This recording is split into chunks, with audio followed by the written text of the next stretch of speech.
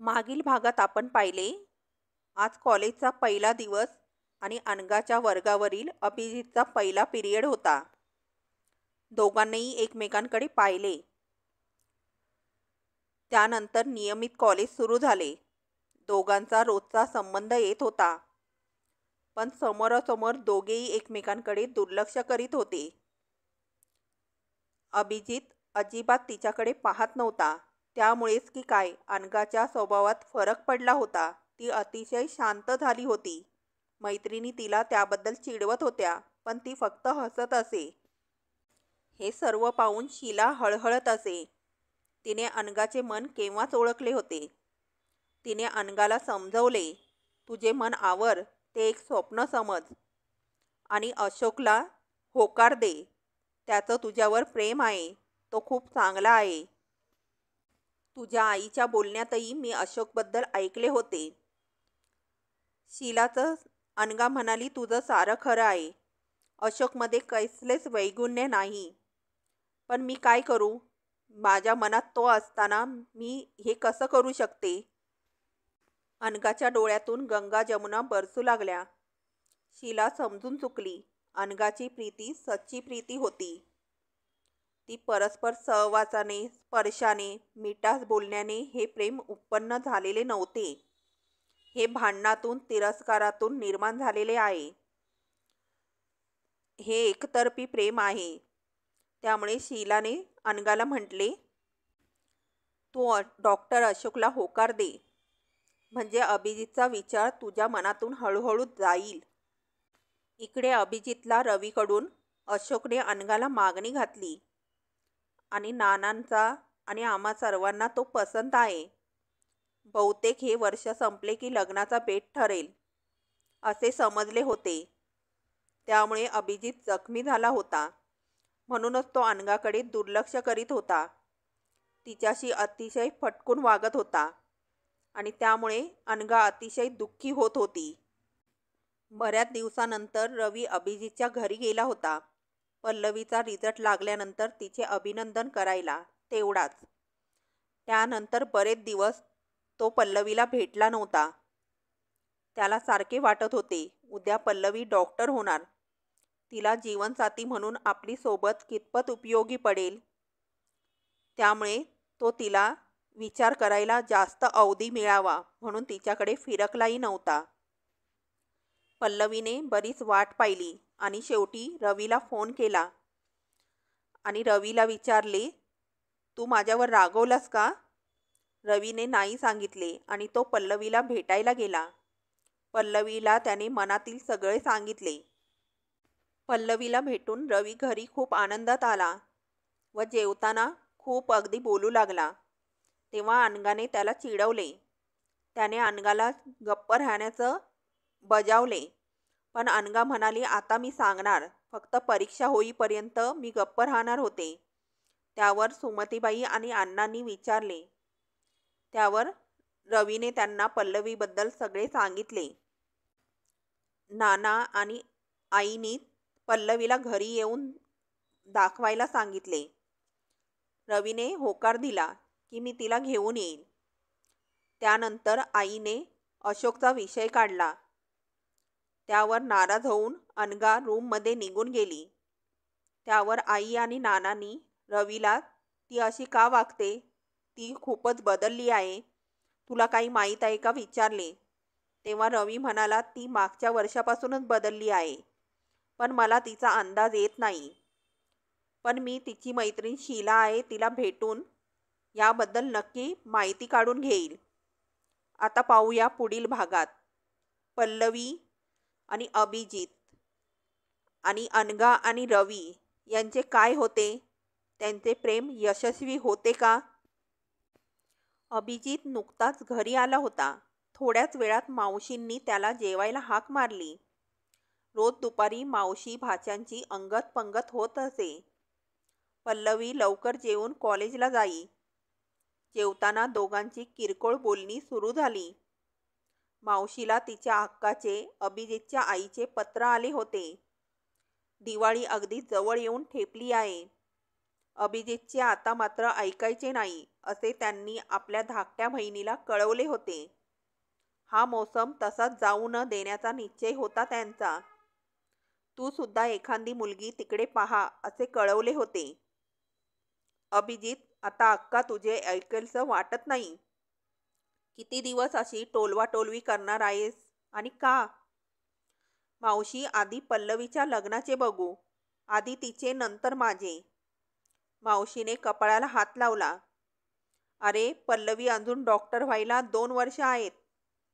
त्यानंतर तिचे बघू. मला बोललास ते खूप. अक्काला बोललास तर तुझ्यावर चांगलीच फायरिंग होईल. मावशी, तो विषय जाऊ दे. हे बघ, जेवण झाल्यानंतर तुला मी एक धम्माल बातमी देणार आहे. लवकर सर्व आटपून ये. निर्मलाबाईंना वाटले, नेहमी लग्नाचा विषय निघाला की हा असेच विषयांतर करून टाकतो. थाप मारली असणार म्हणजे धमाल बातमी.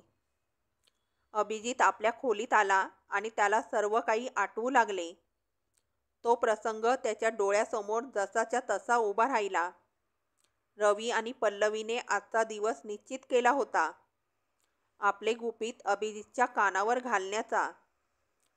पल्लवीला अभिदादाचा स्वभाव माहीत होता. त्याला जिंकणे अवघड नव्हते. एकदा त्याला आपले म्हणणे पटले म्हणजे तो आई बाबांना व्यवस्थित पटवून सांगेल. अभिजित सकाळी कॉलेजला निघाला होता. पल्लवी त्याच्याजवळ येऊन अगदी हळू आवाजात म्हणाली, अभिदादा, आज संध्याकाळी आई घरी नाही. प्लीज तू घरी थांब हं. नाहीतर मी येण्यापूर्वीच निघून जाशील. अगं, नेहमी असतेस ना एकटी घरात. मला आजच का एवढा मस्का मारण्याची आवश्यकता वाटली? ऐक ना माझे, आज की नाही एक गंमत सांगणार आहे मी तुला. पल्लू, कसली गंमत ती आत्ताच सांग. अभिदादा, संध्याकाळी म्हणजे संध्याकाळी. आता एक शब्द सांगणार नाही. त्याच दिवशी कॉलेज सुटल्यानंतर रवी त्याला भेटला. सर, थोडेसे काम होते तुमच्याकडे. संध्याकाळी घरी येऊ? हो, जरूर ये. पण कसले महत्त्वाचे काम काढलेस? सर, संध्याकाळीच सांगतो. आता मी थोड्या घाईत आहे. रवी, संध्याकाळी मी घरीच आहे. आज पल्लवीने मला बाहेर जाण्यास मनाई केली आहे. तेव्हा मी घरातच आहे. रवी मनातच हसला. पल्लवी घरी आली. अभिजितला घरात पाहून आनंदली. अभिदादा, मला प्रॉमिस केल्याप्रमाणे घरात थांबलास. मला फार आनंद झाला. मग चटकन कॉफी कर माझ्यासाठी. अरे, माझी एक मैत्रीण येणार आहे. येईलच एवढ्यात. ती आल्यानंतर करते कॉफी, म्हणजे एकाच वेळी. ठीक आहे, थोडा वेळ वाट पाहतो. पल्लू, सांग पाहू तुझी जम्माडी गंमत. आलेच 2 मिनिटात. ती आत पळाली. रवी येण्याची वेळ झालीच होती. तो आल्यानंतर अभिदादाला सर्व सांगायचेच आहे. पण एकटीला सांगणे जमणार नाही. तिने मुद्दाम आता थोडा वेळ जास्तच लावला. कॉलबेल वाजली. पल्लवीने ओळखले, रवीच असणार. ये रवी, तुझीच वाट बघत होतो. अभिजितचा आवाज तिच्या कानावर पडला. ती बाहेर आली. अभिदादा, कॉफी आणते. पल्लवी आत जाण्यासाठी वळली. अगं पण पल्लू, तुझी कोणी मैत्रीण येणार होती ना? पाहिजे तर अजून थोडा वेळ थांबू. काही नको थांबायला. ती आत गेली. नाही म्हटले तरी तिची घाबरगुंडी उडाली होती. रवीकडे पाहत अभिजित म्हणाला, आता बोल. काय महत्त्वाचे काम काढलेस? सर, रवीला काय बोलावे समजेना. अरे, एवढे अवघड काय आहे? सांगून टाक. मला काही मदत करण्यासारखी असेल तर जरूर मदत करेन. सर, त्याचे काय आहे? थोडक्यात सांगायचे म्हणजे. अभिजित रवीच्या गोंधळलेल्या चेहऱ्याकडे पाहतच राहिला. तेवढ्यात कॉफीचे पेले घेऊन पल्लवी तेथे आली. रवीचा गोंधळलेला चेहरा पाहून ती सुद्धा मनोमन घाबरली. पल्लू, तुझी मैत्रीण येण्याची काही चिन्ह दिसत नाही. तू आपली आत बैस थोडा वेळ प्लीज. पण अभिदादा, मी इथे थांबले तर? नको, तू आतच जा. अभिजितने विचार केला, रवी काहीतरी खास सांगणार आहे. माझ्यासमोर संकोचत आहे. ही पल्लवी इथे थांबली तर तो आणखी काहीच बोलणार नाही. सर, बसू द्या ना पल्लवीला इकडे. अरे, पण तू काहीतरी सांगणार आहेस ना? मी नाही सांगितले तर ती सांगेल. म्हणजे? अभिजित आश्चर्यचकित झाला. अभिदादा, ती अडखळली. तिने पुढे तू बोल म्हणून रवीला इशारा केला. अभिजितचे आश्चर्य द्विगुणित झाले. हे आहे तरी काय? त्याने रवीकडे पाहिले तर रवी पल्लवीला हाताने खुणवीत होता. मी नाही, तूच बोल. अभिजितने पल्लवीकडे पाहिले. ती जास्तच गोंधळली. आपल्या खानाखुणा अभिदादाच्या लक्षात आल्या आहेत. तेव्हा आता स्पष्टच बोलायला पाहिजे. ती म्हणाली, रवी तूच बोल ना, मला नाही सांगता येणार. अगं पण तू. तूच. आता मात्र अभिजित थक्कच झाला. दोघेही किती बावरले आहेत. पल्लवी, रवी, तुम्हाला काय बोलायचे आहे ते स्पष्टच बोला. उगीच पहिले तुम करू नका. सर, पल्लवी आणि मी, म्हणजे आमच्या दोघांचे परस्पर प्रेम आहे. रवीचे वाक्य ऐकून अभिजित अक्षरशः हादरला. अरे, ही एवढी पायरी गाठली कशी यांनी? मला काहीच कसे समजले नाही. आपली अभ्यासू पल्लवी ह्या प्रेमाच्या वाटेकडे कशी काय वळली? सर, रवी काही बोलणार होता. Shut up. अभिजित रागाने जवळजवळ ओरडलाच. रवी, हे बोललास तेच फार झाले. आता एकही शब्द मला तुझ्याकडून ऐकायचा नाही. माझेच चुकले. तुला मी घरचा दरवाजा उघडा ठेवला. माझ्या भोळ्या बहिणीला. त्याला थांबवीत पल्लवी म्हणाली, अभिदादा, त्याची काही एक चूक नाही. मला त्याच्याबद्दल प्रेम वाटू लागले. रवीला मीच प्रथम हे सांगितले. त्याच्याकडून आपल्या घरी वरच्यावर येण्याचे वचन घेतले. त्याला काही बोलू नकोस. चूक माझी आहे. थाड. पल्लवीच्या गालावर अभिजितने बोटे उठवली. पल्लू, एवढी कशी बदललीस? उद्या मावशीने याचा जाब विचारला तर मी काय उत्तर देऊ? अभिजित मटकन खुर्चीत बसला. हताश होऊन. रागाच्या ठिणग्या अभिजितच्या डोळ्यातून बाहेर पडत होत्या. त्या नजरेने रवीची गाळण उडाली. अरे, तू अजून इथेच उभा आहेस? Get out. I say get out. पण सर, प्लीज. रवी, तू काही बोलू नकोस. मला सांगायचे ते मी तुला सांगितले आहे. तेव्हा आता तू इथून चटकन निघून जाणे उचित. रवी कष्टी झाला, हातात झाला. त्याची नजर पल्लवीकडे गेली. पल्लवी मुसमुसून रडत होती. त्याला राहवले नाही. चटकन पुढे झाला. पल्लवीचा चेहरा हाताच्या उंजळीत घेऊन तिच्या दुखऱ्या गालावर हळूवार हात फिरवीत तो म्हणाला, पल्लवी, माझ्यासाठी गाल रंगवून घेतलास ना? रडू नकोस पल्लवी, प्लीज रडू नकोस. तुला अशी रडताना पाहून मला फार यातना होतात. आता यापुढे मी इथे येणार नाही, तुला भेटणार नाही. पण वचन दे, अभ्यास चांगला करणार, डॉक्टर होणार. होय ना पल्लवी? मी तुला कधीच विसरू शकणार नाही. तू मात्र मला विसरण्याचा प्रयत्न कर. आणि शेवटी ते तुला जमलंच नाही तर केव्हाही कधीही माझ्याकडे ये. मी तुझ्या स्वागताला उभा आहे. माझ्या घरचे दार तुझ्यासाठी उघडे आहे. येतो मी. रवी जाण्यासाठी गरकन वळला. निराश मनाने पण ताठ मानेने. रवी, आहेस तेथे थांब. पुढे पाऊल टाकू नकोस. अभिजितच्या आवाजात जरब होती. दाराबाहेर पाऊल टाकणारा रवी थबकला. त्याच्याजवळ जात अभिजित म्हणाला, एक सांगायचे राहून गेले आहे, ते ऐक आणि नंतर जा. बोला सर. हेच. अरे, कुठलाही गुरु आपल्या शिष्याला प्रेमाची अशी परमिशन देईल काय?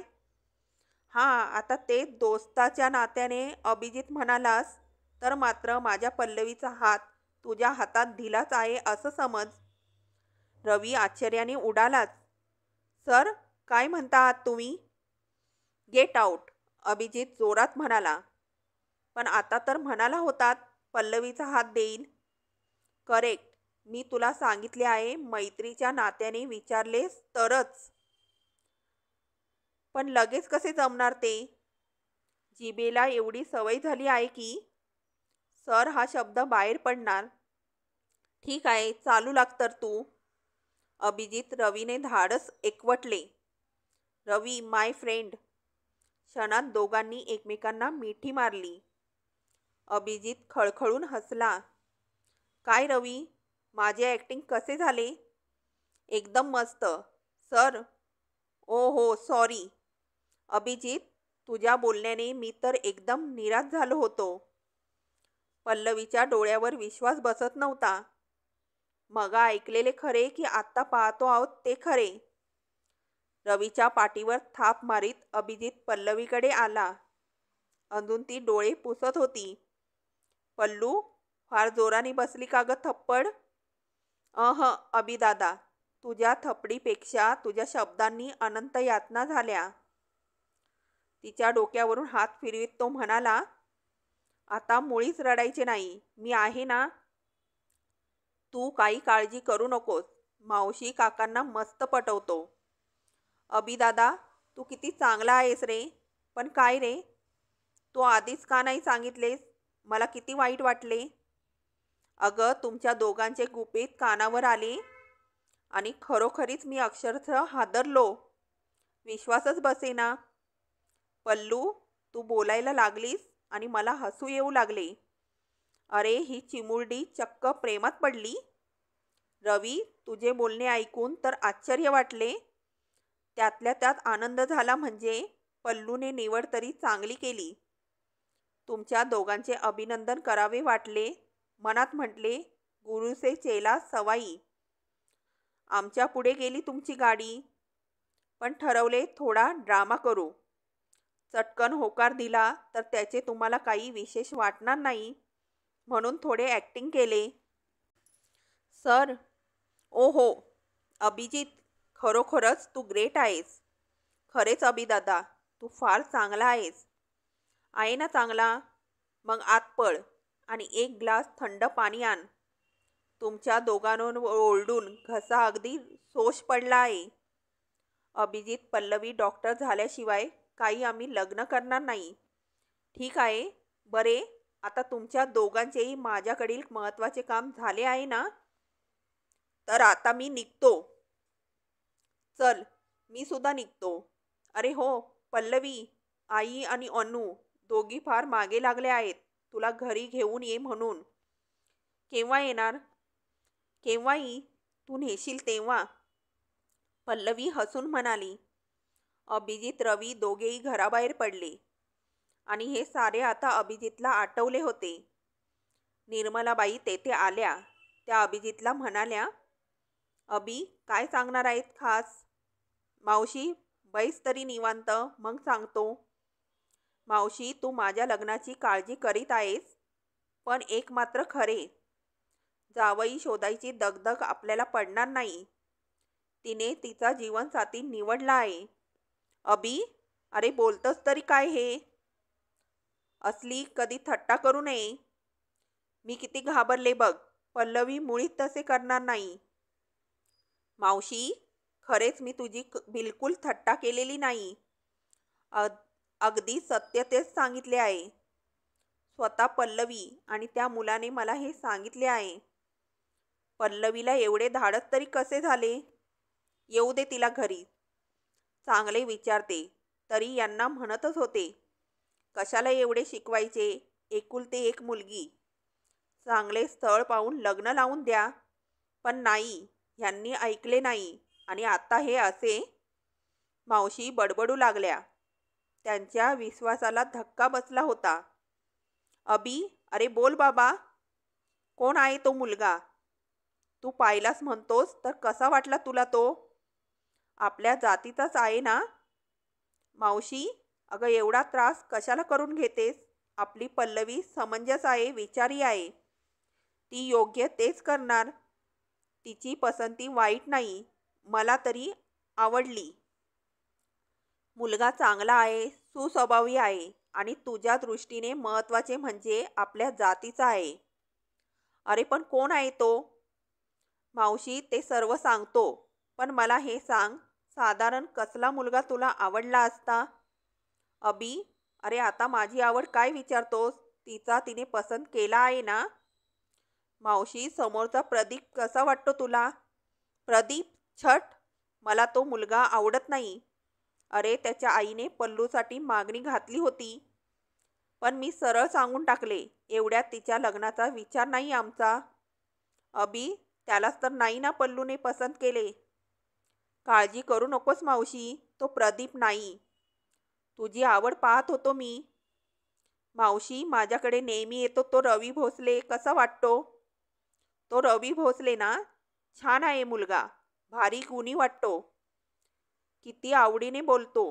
पण ते जाऊ दे, भलतेच काय मध्ये मध्ये विचारतोस तू? इथे माझा जीव टांगणीला लागला आहे. सांगून टाक बाबा काय ते. मावशी, रवी तुला पसंत आहे तर? मी म्हणतच होतो, पल्लवीची पसंत तुला आवडेल. म्हणजे अबी तो? त्या रवीलाच? आपल्या पल्लूने मावशी भयंकर गोंधळल्या. होय मावशी, ते दोघे एकमेकांवर प्रेम करतात. त्याच्या घरच्यांनी तर पल्लूला न पाहताच पसंत केली आहे. मावशी, तुला हे पसंत आहे ना? मुलगा चांगला आहे, पण आपली पल्लू डॉक्टर होणार आणि तो? मावशी, त्याचाही विचार त्या दोघांनी केला आहे. अगं तो डॉक्टर नसला तरी त्याचे वडील मोठे प्रसिद्ध डॉक्टर आहेत. त्यांचा मोठा दवाखाना आहे. पल्लू स्वतःच्या दवाखान्यात काम करेल. माझे काही नाही, पण तुझ्या काकांना व्यवस्थित सांग म्हणजे झाले. त्यांच्या पसंतीस हे उतरले म्हणजे माझ्या मनावरील ओझे हलके होईल. अभिजित आनंदला. मावशीला पटले. आता काकांना सांगणे काही अवघड नाही.